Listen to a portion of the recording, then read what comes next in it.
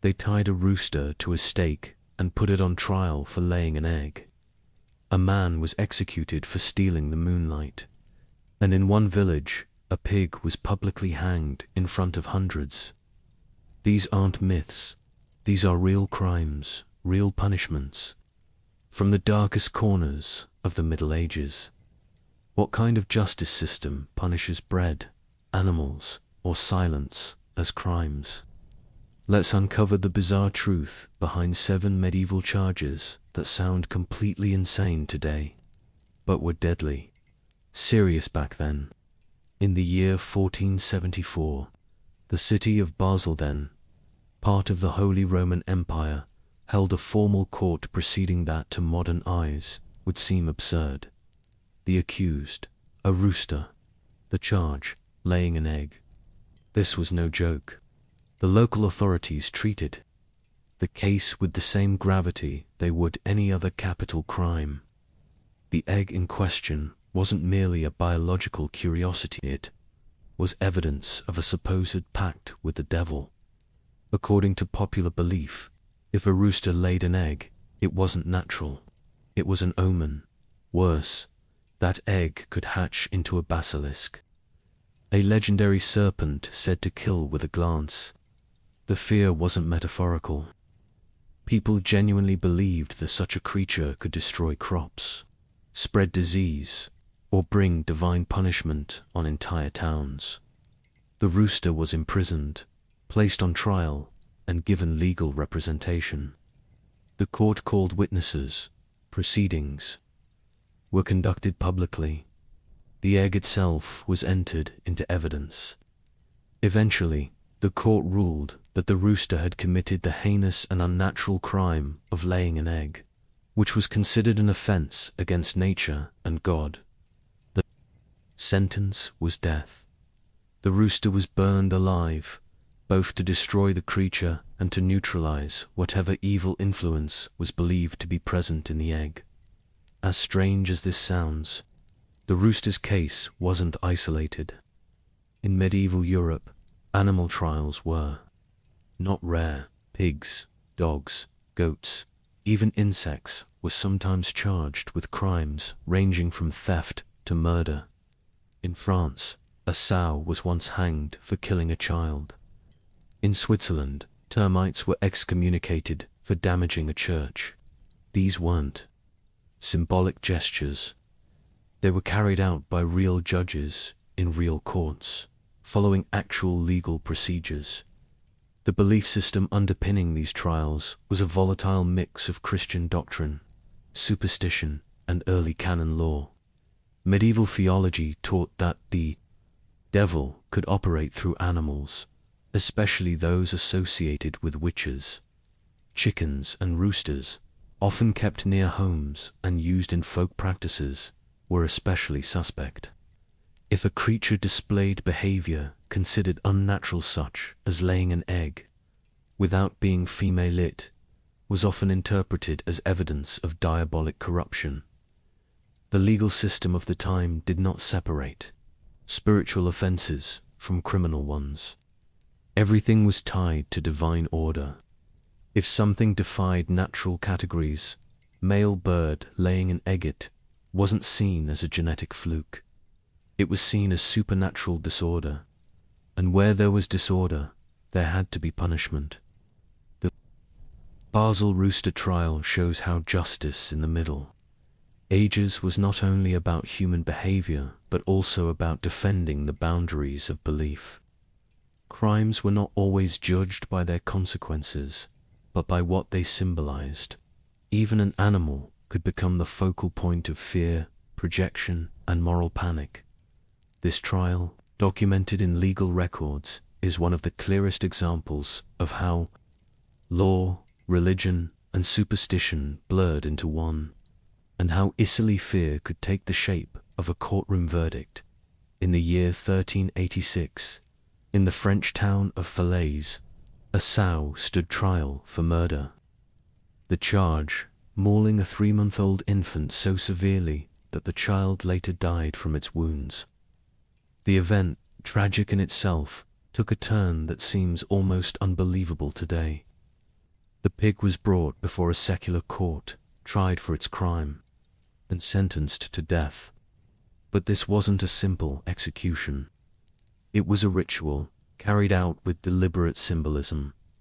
The sow was dressed in human clothes, specifically a waistcoat, gloves, and breeches. It was paraded through the town, bound and humiliated, before being hanged by the hind legs from a gallows in the town square. The execution was witnessed by a crowd of onlookers, and the entire proceeding was recorded in legal documents preserved in the archives of Fala. As if this case wasn't an outlier, from the 13th to the 18th centuries, animal trials were not uncommon across Europe, particularly in France, Switzerland, and parts of the Holy Roman Empire. Animals, particularly pigs, were often prosecuted for acts of violence against humans. The legal system treated these cases with an eerie level of formality.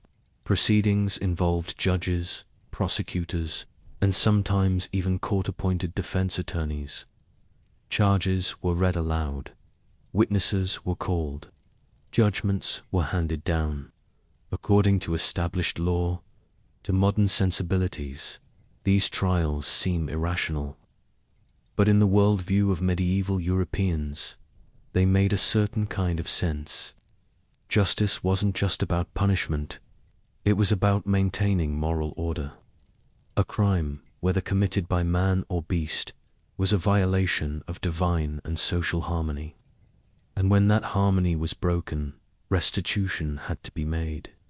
Visibly and ceremonially, pigs were particularly vulnerable to prosecution. They lived close to humans, often roamed freely in villages, and were strong enough to injure or kill a child. More importantly, they were seen as morally ambiguous creatures, greedy, unclean, and associated with base instincts. In Christian symbolism, pigs had long been connected to gluttony and sin. When a pig acted violently, it wasn't just a matter of safety, it was interpreted as a challenge to human moral authority. The case in Falaise also served another purpose. Public executions, especially those of animals, reinforced the power and legitimacy of local authorities. They reminded the community that order would be maintained, even at the level of livestock. By dressing the sow in human clothes, the town's leaders didn't just anthropomorphize the animal, they turned the execution into a theatrical display of justice. It showed that crime, in any form, would be met with the full force of law, regardless of how absurd the circumstances appeared. This mixture of performance and punishment reflected a time when law, religion, and superstition were tightly interwoven. The trial of the sow wasn't just about avenging a child's death. It was about reassuring the community that the world, chaotic and dangerous as it could be, still operated under a structure they could recognize even if that structure put animals on trial, ChatGPT said. In 16th century rural Europe, accusations of stealing moonlight were not dismissed as metaphor or poetry.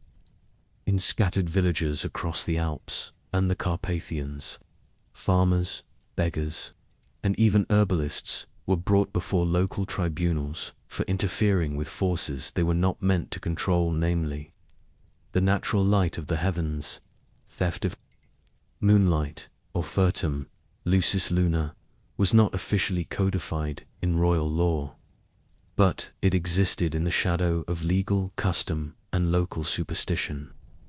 In these agrarian societies, light, especially moonlight, was not just a natural phenomenon. It governed planting cycles, influenced animal behavior, and was considered a divine force that no mortal had the right to tamper with. One such case, documented in the ecclesiastical records of Upper Bavaria in 1595, involved a man accused of diverting the moon's blessings from his lord's land. The claim was that through secretive rites chanting at twilight, drawing circles in the earth, he had siphoned lunar energy away from a nobleman's crops. When the harvest failed on one side of the estate, but flourished on another, suspicion turned to this villager. No physical theft was committed. There was no object stolen. Yet the local court treated the accusation with deadly seriousness. The man was fined heavily, publicly whipped, and exiled from the province. These trials stemmed from a worldview in which natural phenomena were deeply moralized. Moonlight was not just reflected sunlight, was seen as a sacred, even divine, resource. To manipulate it, or to be suspected of doing so, was to risk being charged with sorcery, theft, or spiritual treason. The concept blurred boundaries between law and cosmology, especially in regions where the church and folk customs coexisted uneasily. Noble landowners, often eager to maintain dominance over both resources and symbolism, were quick to act on such suspicions. Light falling on their fields was interpreted as a divine right part of the natural hierarchy. When crops failed or disease struck, rumors of cosmic theft gained traction. Accusations typically fell on those already marginalized: widows, foreigners, or those known for unlicensed healing or divination. The fear was not limited to rural hearsay. In 1620s Transylvania, under the rule of Gabriel Betlan, court records note an edict against celestial theft, with penalties for anyone found interfering in divine light through occult practice. While the specifics remain vague, the decree reflects a broader anxiety of the period, that even intangible things, like light or luck, could be stolen and that such theft had material consequences. These beliefs didn't survive the Enlightenment. By the 18th century, as astronomy replaced astrology and meteorology began to displace superstition, the idea of stealing moonlight faded into obscurity.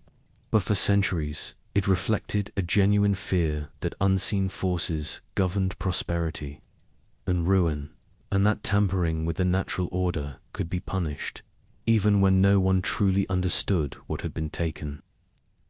In medieval Europe, clothing was more than personal choice. It was law, sumptuary laws, passed by monarchs and city councils from England to Italy, dictated exactly what individuals could wear based on their rank, income, and social class.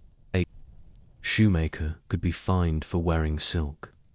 A merchant's daughter might be punished for wearing scarlet. And in the most severe cases, wearing the wrong color could result in public humiliation, imprisonment, or corporal punishment.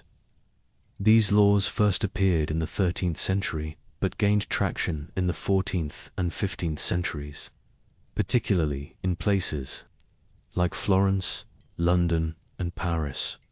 The intent was clear: to preserve visible class distinctions. Clothing was a social language, and the elite wanted to make sure it spoke clearly. In 1363, England's King Edward III passed one of the most detailed sets of sumptuary laws. Among the restrictions, no one under the rank of knight could wear cloth of gold or imported silk. Women married to yeomen or tradesmen were forbidden from wearing veils above a certain price. Even the width of sleeves and the length of pointed shoes were regulated. Colors were especially sensitive. Dyes like Tyrian purple, vermilion, and indigo were expensive to produce, often imported at great cost, and came to symbolize not just wealth, but divine favor or noble blood. In France, the color purple was restricted to royalty and certain high-ranking clergy. In Italy, the wearing of crimsina color, derived from the costly kermes insect, was limited to noble families. Breaking these rules was not a minor offense. In Florence, a tailor who produced garments in banned colors for lower-class clients could be fined or lose his guild status. Clients caught wearing such clothing could have their garments confiscated in public and be paraded as lawbreakers. enforcement was not symbolic. In 15th century Venice, there were government-appointed dress inspectors known as Savi ali Pomp, who patrolled the streets, markets, and religious festivals, checking citizens' attire for violations. Similar officers existed in Spanish and German cities, especially during holy days when the presence of foreign merchants and visiting nobility created pressure to display wealth. In England, violators might be summoned to local manorial courts, where repeated offences were recorded and punished.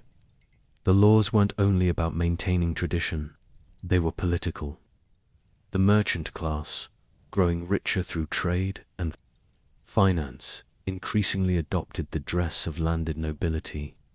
This blurred class lines and threatened hereditary privilege. Nobles feared losing their exclusive identity and the social order it maintained, so they lobbied for stricter restrictions. In some cities, like Milan and Nuremberg, these laws were updated nearly every decade to address the latest trends and subversions. By the late 16th century, enforcement began to wane. The rise of a wealthy bourgeoisie, mass textile production, and changes in political power made strict dress codes harder to enforce.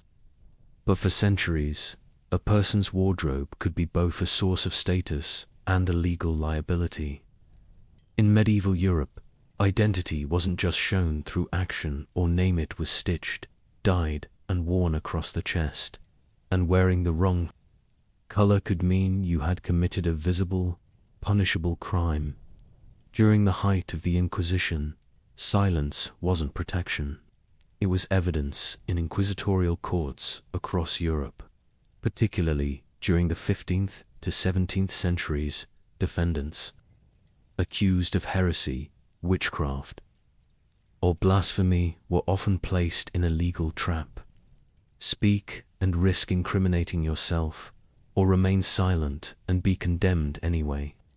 The very act of refusing to confess or defend one's innocence could be used by judges as proof of guilt. This inversion of justice was especially widespread during the witch trials that swept through regions like Germany, France, and the Swiss cantons. The logic followed a theological framework. If the accused were truly innocent, it was believed they would trust in God and declare their righteousness. Silence, by contrast, was interpreted as the devil's influence. Authorities believed that Satan bound the tongues of his servants, preventing them from speaking truth. This idea was not fringe, it was repeated in sermons, legal commentaries, and court protocols. An unwillingness to answer was often labeled contumacia, or stubborn defiance, and treated as a willful rejection of church authority. In the infamous Malleus Maleficarum, the 1487 manual for witch hunters, written by Heinrich Kramer, were explicitly advised to treat silence as a cunning strategy of witches.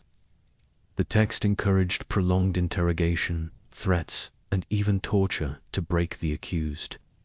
If they still remained silent, their refusal was recorded as confirmation of guilt. In such trials, the burden of proof was reversed. The accused had to demonstrate innocence, often without access to legal counsel, witnesses, or the ability to confront their accusers. One well-documented case occurred in Würzburg in the Etten-Lübei Archimel. During one of the largest mass witch trials in Europe, dozens of citizens, including children and members of the clergy, were arrested and interrogated. In multiple instances, those who denied the charges or remained silent under questioning were noted as showing signs of diabolical stubbornness. Some were executed without ever confessing. Their silence was taken not as doubt or fear, but as rebellion against both God and the court. Silence also intersected with gender. Many women accused of witchcraft were illiterate, poor, and unfamiliar with legal procedures. Their inability or unwillingness to respond under pressure, especially when deprived of sleep or subjected to public humiliation, was interpreted as evasiveness. In reality, many were simply terrified or confused. But in the courtroom, that fear translated into damning silence. The use of silence as guilt was not limited to church courts. Secular authorities often adopted similar tactics during periods of moral panic. In Scottish witch trials, for example, silence during examination by a Kirk session could fast-track the accused to torture or execution. The legal system demanded answers and, if none were given, it filled in the blanks with suspicion. This perversion of justice eroded the foundational principle of fairness. A silent man was no longer presumed innocent. A quiet woman was assumed to be hiding the devil. And in the courts of Europe, silence, once the last refuge of the desperate, became one of the most dangerous responses of all. In 14th century France, a woman named Perinette de Balliol was brought before a local tribunal in the town of Évreux. Her alleged crime was not theft, violence, or heresy. It was baking bread. But not just any bread. According to witnesses, Perinette had laced a loaf with an enchantment intended to seduce a local nobleman. Her accusers claimed the act was sorcery, concealed in flour and yeast. The charge was not unusual for the time. Across medieval Europe, food was deeply entangled with spiritual belief, superstition, and suspicion. Bread, in particular, carried symbolic and sacred weight. In Christian theology, it represented the body of Christ during the Eucharist. It was present in nearly every household, rich or poor. Tampering with it, especially for magical ends, was perceived not just as personal manipulation, but as a threat to social and spiritual order. Perinette's case appeared in regional court records dating to the 1370s. During a period of heightened anxieties about witchcraft, love magic, and manipulation of noble authority. Witnesses testified that she had baked the bread while uttering strange words and adding unknown herbs, later identified as potentially aphrodisiacal. When the nobleman's behavior changed, he reportedly became more attentive to her, disregarding a pending marriage alliance. His family suspected enchantment. Perinette was arrested, her home searched, and remnants of dried plants were confiscated as evidence. Love magic was a recurring concern in medieval legal texts. Theologians like Thomas Aquinas had warned that manipulating someone's will through unnatural means, whether potions, charms, or blessed objects, was a grave sin. Secular courts, especially in France and the Iberian Peninsula, often treated such acts as a blend of fraud, witchcraft, and moral corruption. Inquisition records from Toulouse, Rouen, and Lyon show similar cases. Women accused of preparing enchanted meals to sway affection or secure marriages. Servants suspected of altering their master's meals to gain favor or inheritance.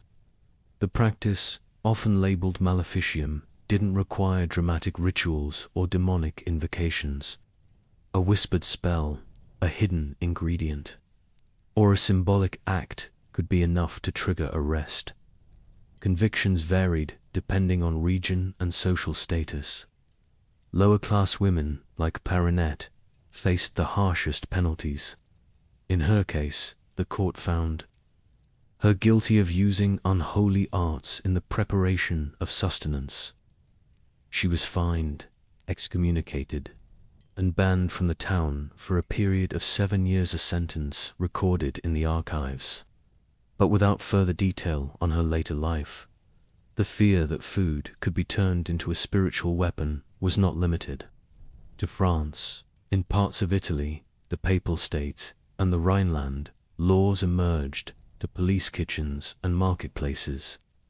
In Venice, regulations were passed to to inspect herbs and powders sold by apothecaries. In Castile, a woman could be questioned if a neighbor fell ill after a shared meal. Behind these prosecutions was a larger fear that ordinary people could manipulate powerful ones, using tools too subtle to detect and too familiar to distrust. Bread was sustenance, but it could also be used, in the eyes of medieval judges, as a vessel for control, subversion, or seduction. In a world where the line between superstition and law was razor thin, even a crust of bread could become grounds for accusation. In 15th century Burgundy, court records describe a trial involving a black cat said to have cursed its owner in Latin. The village priest testified that he'd heard it speak during a thunderstorm, quoting scripture backwards. The animal was seized, examined, and eventually executed by fire. The charge, consorting with demonic forces and mocking the words of God. Across medieval Europe, animals were sometimes dragged into the machinery of religious and legal persecution, not just for physical crimes, but for spiritual ones. These weren't ordinary accusations of biting or crop destruction. They were allegations of blasphemy, heresy, and sorcery.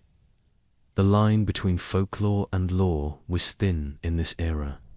Stories of talking beasts were common in oral traditions, in regions with strong remnants of pagan belief, but the Christianization of these areas brought new interpretations. A dog that growled during Mass might once have been seen as bad luck. In a 14th century inquisitorial climate, it could be viewed as evidence of diabolic interference. One of the most cited cases comes from the Inquisition archives in Aragon, Spain. In 1327, a shepherd named Tomás claimed that a frog near a well had spoken to him, urging him to abandon the church and follow the old gods. Alarmed, he reported the event. Local inquisitors launched an inquiry, which included interrogations, character assessments, and a search for other witnesses. Although the frog itself was never found, the event was logged as a probable manifestation of the devil. Such incidents were often tied to broader periods of fear of plague, famine, war, or unrest. In times of crisis, the boundaries of legal logic became more flexible. The church maintained that the devil could possess animals, use them to deliver messages, or tempt the faithful. This belief wasn't theoretical. Canon law texts, like the Decretum Graciani, allowed for animals to be excommunicated if they were seen as tools of heresy. The fear was not limited to rural superstition. In Paris, in 1387, the university condemned a text circulated among students that described a talking goat predicting the death of a bishop. The goat was never located, but 2 students were arrested for blasphemous writing and jailed in the chaplet. The assumption was that any creature speaking divine or forbidden knowledge was a channel knot, a coincidence, in Basel, Switzerland. A strange case emerged in 1471. A dog that had been trained to mimic human sounds was accused of uttering sacrilegious phrases during a festival. Some accounts say it repeated words it had overheard in the marketplace. Others claimed it had spoken prophecy. The dog was seized by the city guard and executed publicly. Its body burned and its ashes scattered outside the town walls to prevent further corruption. These episodes, while extreme, highlight the medieval mindset, a worldview in which the supernatural and the mundane constantly overlapped. Animals could carry messages from God or the devil. They could be witnesses, vessels, or even agents of heresy. And when society couldn't explain strange events, it turned to the familiar to dogs, cats, frogs, or goats as scapegoats for forces it couldn't control. In the eyes of medieval courts, The boundary between beast and blasphemer was not always fixed, and when belief and fear collided, even the most ordinary creature could find itself on trial. These weren't just strange laws, they were projections of a society trying to control the uncontrollable. Medieval Europe was unstable. Plagues wiped out millions. Wars dragged on for decades. Famine, rebellion, and religious schisms unsettled the foundations of daily life. In such an environment, authority, both secular and religious, needed visible ways to reassert order. That's where these so-called crimes came in. A rooster on trial, a pig hanged in public, a woman punished for baking enchanted bread. None of these were isolated incidents. They were spectacles designed to reinforce power. Justice, in many of these cases, wasn't about fairness. It was about certainty. In a world defined by mystery, law became performance. The accused, whether animal or human, became symbols in a broader ritual. Trials were staged not simply to punish, but to reassure, to convince communities that threats could be named, judged, and neutralized. Even if those threats took the shape of a frog, a color, or a loaf of bread. Religion played a central role. Church doctrine shaped not just moral behavior, but legal reasoning. Heresy, sin, and sorcery weren't personal matters. They were existential threats to the soul of the community. Silence became guilt because it looked like defiance. Wearing purple became a crime because it disrupted God's social hierarchy. And a talking animal wasn't funny, it was demonic. At the same time, these laws served the powerful. Nobility and clergy used superstition to reinforce privilege. Sumptuary laws kept social boundaries clear. Accusations of magical crimes were often leveled at outsiders, widows, foreigners, or the poor. The legal system didn't just reflect belief, it enforced inequality under the mask of divine justice. But belief was sincere. Many judges, priests, and witnesses genuinely thought they were protecting the world from spiritual danger. These weren't all cynical acts of control. They were responses to a worldview where the supernatural was real, ever-present, and dangerous. What's striking is how much of that logic still echoes today. The idea that silence implies guilt, that appearance reflects morality, that justice needs to be visible, even theatrical. These are not medieval relics. They're still embedded in modern culture, legal systems, and public perception. The crimes may seem absurd, but the impulses behind them, fear, control, and the need for order are familiar. That's why they mattered then, and why they still matter now.